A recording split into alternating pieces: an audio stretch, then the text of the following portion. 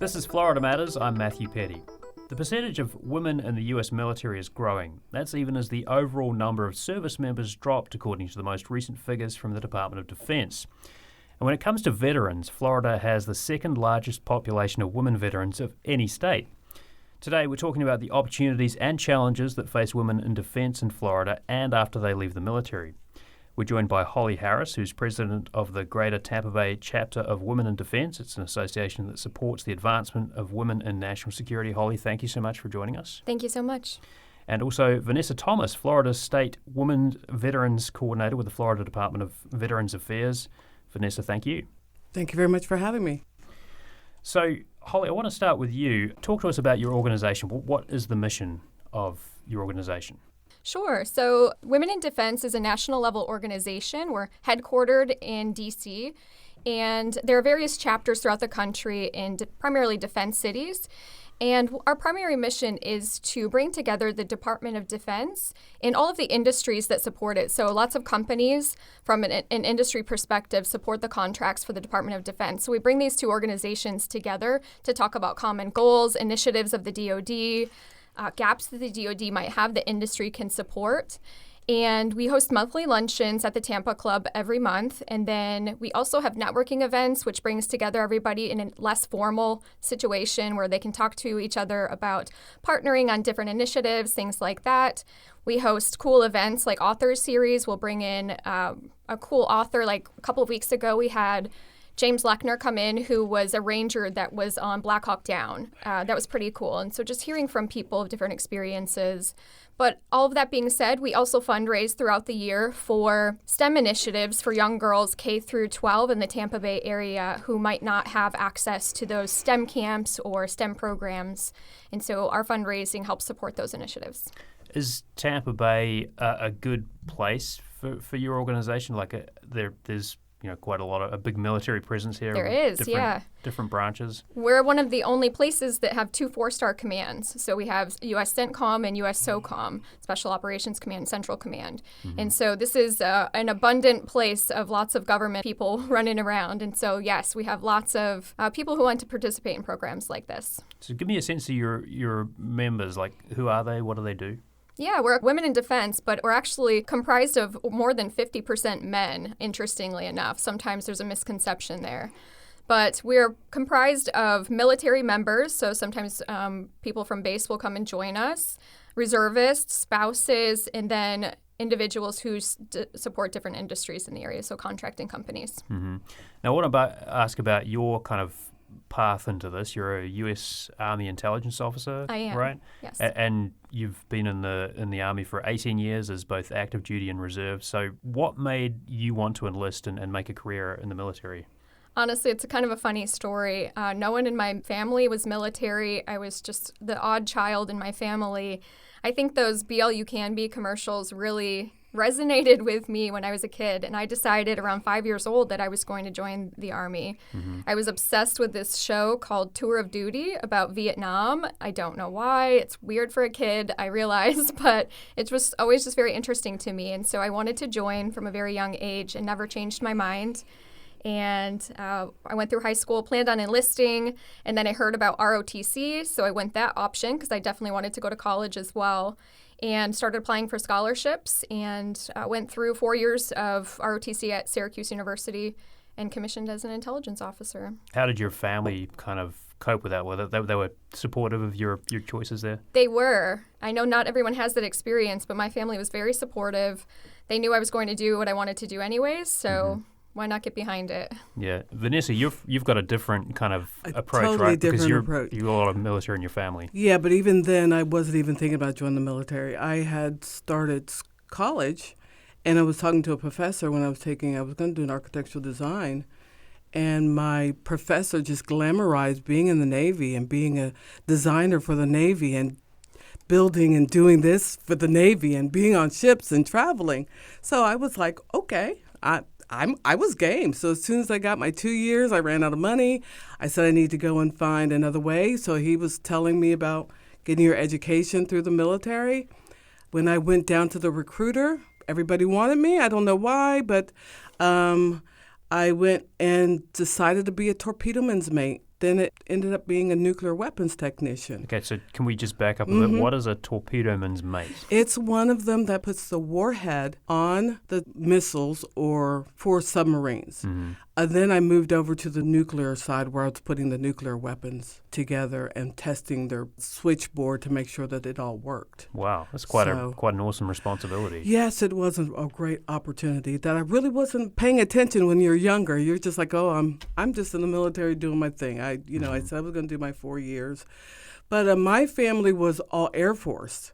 So when I came home and said I was joining the Navy, that was a whole different, why the Navy? Why this? Why that? And I was just like, well, I want to be, I love water. I want to be on a ship and I wanted to travel.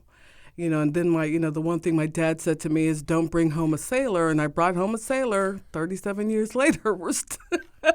So we have, we have different views. Both of my father and my brother retired from the Air Force, but we still have that same remembrance of our grandfather saying the best thing you can do for your country is to serve in the military. So that's what we did. And how long were you in the Navy for? I was in the Navy for 4 years active and 2 years reserve. Holly, back to you for a moment. What led you into intelligence? Because that's a pretty specialized field of the military, right? So what was it that kind of made that the path that you wanted to take? That was the Army's decision. So it's always needs of the Army, and it's a big assessment process. I actually wanted to fly helicopters and went through I guess it was like a physical, and my arms were too short. So, they gave me intelligence instead, and I'm so happy to this day that that's how it ended up. It's been very fruitful for me. When you think about some of the numbers, I mean, women are a growing part of the military, but they're still in the minority. The latest demographic report released in November 2023 showed about 17.5% of active military and 21.4% of selected reserves. That's the most readily available reserve personnel. And that percentage has been rising since 2005. Holly, what's your perspective on that? Why do you think that kind of percentage of the military that are women is rising, and what have you seen change? Honestly, I think in my just observation, there's a lot of influencers out right now. There's a lot of information that is being received by young people that was not available when we joined the military. So the commercials are getting better. There's a lot of social media content, not only by the branches of service, by people that are in the branches of service. You have young women who are now posting themselves in uniform, showing what they're doing, traveling around the world, showing that you can be a real person and a soldier at the same time. And I think that's really resonated with young people. That was just not a thing when we were joining and growing up in the ranks. Yeah. So there probably aren't many people like you who just had this interesting fixation on the military not. growing up. Vanessa, there are a lot of veterans in Florida and a lot of women veterans. I think the figure is something like 168,000 plus. And this is one of the fastest growing segments of the veteran population. So in your role now, what does that mean for you? That means that I need to make sure, or the state of Florida needs to make sure, that the resources are available for women veterans, that all resources are equal across the board, and that everybody is aware of the fact that women have served in combat. A lot of organizations and a lot of people still think that we're just secretaries or, we're just doing all the female, but we're in combat now. We are doing the same thing that men are doing. We have the ability to fly airplanes, helicopters. We have the ability to be on the nuclear weapons part. We have the ability to do in the submarines also, but we're not recognized as that. And I think for me, it's letting women understand that you don't have to do 20 years to be a veteran. You could do 4 years and be a veteran. You could do 2 years and be a veteran. As long as you've served in our country, you're a veteran. I think most of the time, my time is having women have self-awareness that they're a veteran. Mm-hmm. What's your take on that idea of women in the military being more visible, as Holly was saying, kind of influences? Like, could that help to kind of bring some more recognition and resources to women, whether they're active duty or veterans? I don't know that, to be honest, because I see when women come out of the military, they have children, They want to have a career. They need to take care of their family.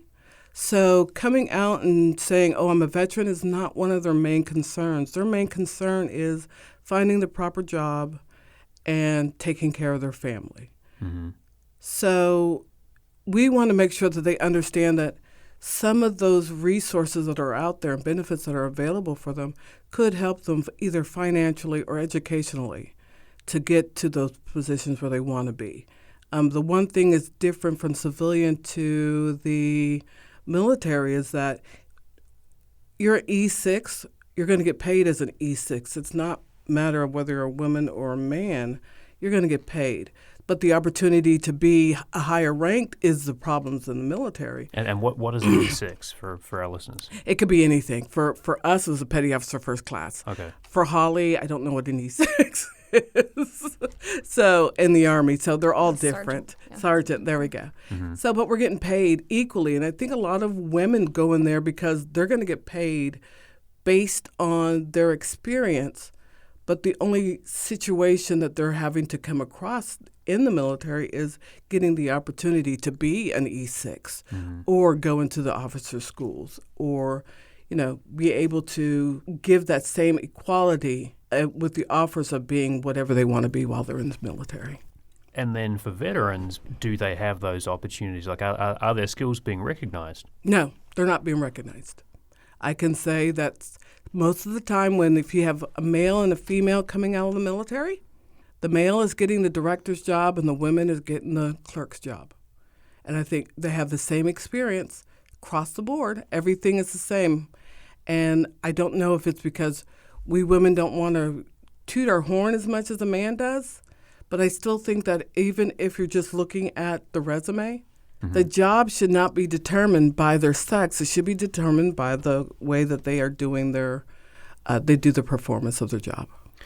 When you think about the Tampa Bay region and veterans, women veterans specifically here in the Tampa Bay region, what can you tell us about this population? What makes this group of veterans unique?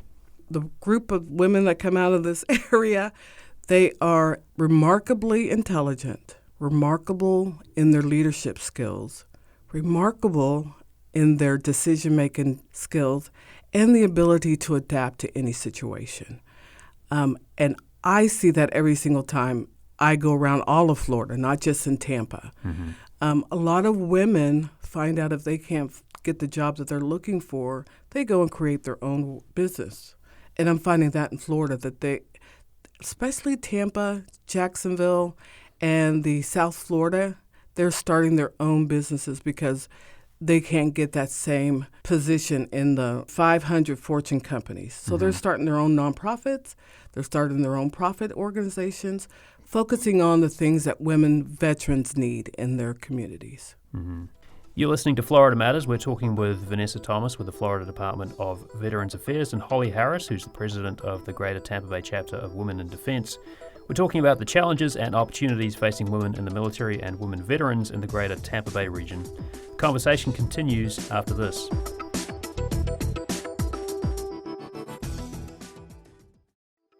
Welcome back to Florida Matters. I'm Matthew Petty. We're talking about the challenges and opportunities facing women in the military and women veterans in the Greater Tampa Bay region. Let's get back to the conversation with Holly Harris, president of the Greater Tampa Bay chapter of Women in Defense, and Vanessa Thomas, state women's coordinator for the Florida Department of Veterans Affairs. So, Holly, women have served in the U.S. military in various capacities for more than 200 years, but some roles have only fairly recently become available to women. What barriers do you think still stand in the way of women who are going into the military? I don't see a lot of barriers, honestly, and my experience and those in my circle haven't experienced a lot of the barriers that you hear on the media and things like that. I think it's overinflated, not to take away from some people's negative experiences, but I think that the military is very fair and equal treatment of service members at this point. Mm-hmm. Of course, there are certain scenarios. I mean, growing up in the ranks, there were lots of obstacles that I had to overcome myself. Just being a female, proving yourself was a little bit harder than my male counterparts. I felt like I had to do more just to get recognized for the same things. I think it's gotten better, and I don't experience that now, but it was something that I previously experienced.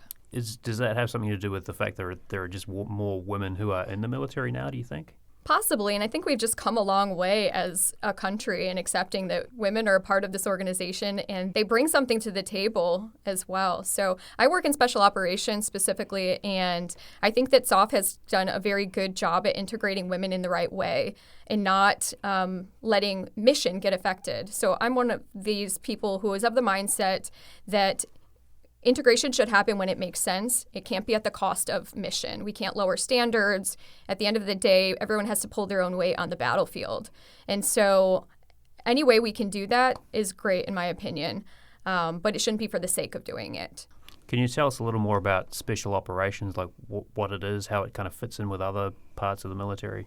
Special operations is a force that oftentimes will react to situations around the world before a conventional force is sent there in smaller units, more agile units that can react to situations that are happening globally. So you have Navy SEALs that react to like pirate scenarios off the coast of Africa. We have special operations forces that are working in more remote areas where we don't have a huge force deployed in the Indo-PACOM area, Pacific Command. But oftentimes we leave a contingency of special operations after we withdraw from certain areas just to kind of handle all of the loose ends, make sure everything is handed off appropriate. So scenarios like that. Mm-hmm. Now, you have a quote-unquote day job as well, right? So I do. What was that kind of transition like going from the Army to having a job in the civilian world as well? Yeah, I think when I was transitioning, I was of the mindset that I have to keep kind of doing something similar to along the same lines of everything that I've been doing in the military. There was no like, I can do something very different. So I just stuck to what I was good at and what I kind of liked doing at the time. I intended to be an FBI agent, but quickly changed my mind and decided to focus on the global war on terrorism because this was back in 2009 at the height of the GWOT. So there were a lot of opportunities for intelligence officers at the time. Mm-hmm. And so I did various contracting roles in special operations, worked with the Air Force for a little while, and with drones and like Predators and Reapers, doing intelligence collections there. And I just really enjoyed it. The mission is just so important and so fast-moving and fast-paced that's just kind of what I stuck to, and that's what I've been doing all along. And now I work in the tech field, supporting the military and law enforcement. And you've kind of taken those skills which you developed in the military and sort of been able to apply them in the role you're in now? Absolutely. I know that all of my positions, even in tech, I've been hired because of my military background. I'm able to speak to those individuals, have the lingo, know what their missions are and their focuses are. It's different. And I think putting just a general civilian in that role wouldn't have been as effective. Mm-hmm. And so, yes, I've been able to use my skill set as an intelligence officer to be more effective in my current role in tech. When you kind of think about the broader economy, nationally and also here in Florida, and I guess more specifically in the Tampa Bay region, what do you think it is that makes a military career a good option for women? Oh, stability, first of all. Mm-hmm. You're still going to get paid at the end of the day. There's no, I guess there are, but not really, layoffs and things like that. So it's the stability is definitely a good option for people looking for that. There's opportunities. So you develop skill sets that you might not have otherwise thought to do. And the training is just amazing. The skills that I've developed in the military and that people are able to develop are easily transferable to the civilian world. Sometimes you have to get creative. If you're air defense artillery, obviously there's not a civilian role for that, but there are still skill sets that you develop along that process, leadership skills, organizational skills, and things that can be translated into a civilian environment. What is air defense artillery? Is it like shooting down enemy planes? Yes. Exactly. Okay. Air, sea. Right. So you can't really transfer that to exactly. the civilian world. No, you can't. Vanessa, let me come back to you. When you think about opportunities that exist now for women transferring skills from the military to civilian life, what do you think's changed since when you came out of the Navy to now? Yeah, so when I came out of the Navy in the late 80s, I could not take my transition skills like Holly was able to. I was in a field strictly for men. Mm-hmm. So when I tried to go looking for nuclear jobs, they weren't there. And if I did get an interview, I remember one interviewer telling me, I can't hire you because you have more knowledge and more experience than the men that are working there now. So you would intimidate them. I didn't understand what that meant. Went home, of course, upset and, venting out to my father, basically. And he's just like, it's just a new world. So he said, you may not go back into your world, but take some of the experiences, the leadership, the decision-making skills, and take it somewhere else. So that's what I did. And I went mostly into customer service-related jobs, and were leaders in that way. Mm-hmm. So from now, I think the mentality of what women bring to the workforce has changed drastically. And just like Holly says, it's women who want to be better in what they're doing, whether it is working on a flight line, working in an industry that is dominated by men. They're not intimidated by that. Mm-hmm. So the workforce here in Tampa is really strictly techie. And those are the kind of resources that are out there for our veterans if they're looking for that. Mm-hmm. That's one of the projects that we work on, is identifying for when our veterans want to come into Florida, where is the best location for them based on their jobs. Not all jobs, like you're not going to Orlando. You're going to Orlando to work in the entertainment world, pretty much. Mm-hmm. You're going to come over here to Tampa because it's technology. You're going to go down to South Florida the same way because it's technology. And they have both. So we have to identify where our veterans are going to go if they want to come to Florida. Mm-hmm. They need to know where the resources are. What are some of the things that women veterans may struggle with when they make that transition to civilian life compared to their male counterparts? Housing. Housing seems to be one of the major things for our women veterans, which causes them to be homeless, and also medical treatment from the VA, actually. We are just not, we're cookie cutting. The VA is cookie cutting the treatment to think that men and women are the same, and they're not. They have improved, because when I got out, my first experience with the VA getting a health care was in a closet that wasn't even bigger than this studio. Now they've changed so much. It's sad when we have women that says, I don't go because of their one experience that they have. So then my job is to try to reiterate what the good things that the VA has done for us. Mm-hmm. And there's a lot. There's a lot. It's changed drastically. Do they have a long way to go? Yeah. But they're making moves. They are making moves. Yeah, just thinking of some more statistics there. Between 2001 and 2019, I'm seeing the number of women veterans seeking healthcare tripled. So that means you have doctors, to your point, who are in the system treating more patients for conditions that may not have been common, or they may not have been treating for decades ago. So what changes have you seen there? What still needs to change? They're looking more at the women's anatomy. Doing more. They're looking for doctors that can help with the gynecological issues, the women aging for, the aging population now needs to have a hormone therapy or some kind of women's situations that men don't have. Mm-hmm. So we've got to make sure, as a woman especially, whether I'm a vet or that we're finding the proper doctors for the treatment and the proper locations.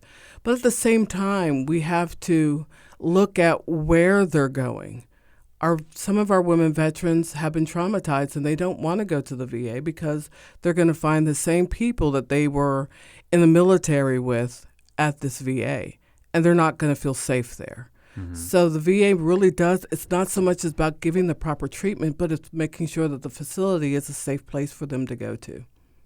What about financial well-being too? Because, Holly was talking about the stability that a military career can offer.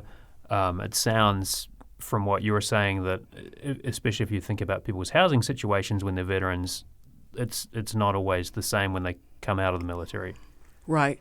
So what I do is there is VA compensation. So I let them know that it is available to them. I try to get the young women that are about ready to come out. You have an opportunity to take care of this a year before you leave so that your income is not interrupted. And sometimes the compensation for 100%, if they do, can be over $3,500 a month. So that to me is a financial situation that could take them out of poverty and put them into a different situation. And I've seen it so many times that when women veterans realize that they do have this ability to find compensation, they do. Mm-hmm. Also through benefits of education. A lot of our women have come out without taking advantage of their educational benefits. And that's another opportunity for them to have a better financial stable situation if they just use it. It is going to put a burden on their life if they have children and they may not have that support system that they need to be able to get that. But that is what there's so many women veterans organizations that can help that. Mm-hmm. So what would your advice be to women considering a military career now? Determine the reason for why you're going. That's what I'm going to say. Mm-hmm. If it's for education, if it's because you don't know what else you want to do and you're looking for some kind of guidance in your life, go ahead and join the military. To me, I did it because I had this fascination because somebody else, told me the stories.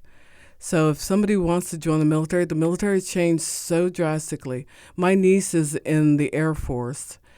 She's a first sergeant there, and she is doing leaps and bounds to her counterparts.